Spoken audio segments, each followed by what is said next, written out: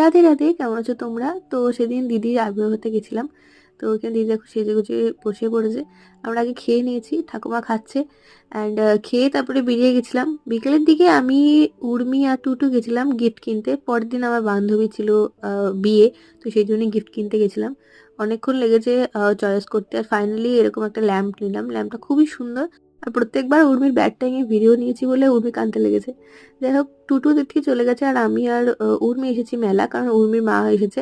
তো সেই জন্য আমরা একটু ঢুকলাম, বসলাম কিছুক্ষণ, তারপরে বেরিয়ে গেলাম। আর তখন দেখলাম পুজো হচ্ছিল, মানে আরতি। তো একটু দাঁড়িয়ে আরতি দেখলাম, তারপরে চলে এলাম। আর সেখানে আমাকে উর্মি একটু ফুচকা খাওয়ালো। ওর কিছু কেনাকাটা ছিল, সেগুলো করে নিল। আর আমি যে বোতলটা কিনেছিলাম একবার দিয়ে দিয়েছিল, সেটার সঙ্গে একটা বোতল ফ্রি পাবো, তো সেটাই এই দেখো নিয়ে চলে এসেছি।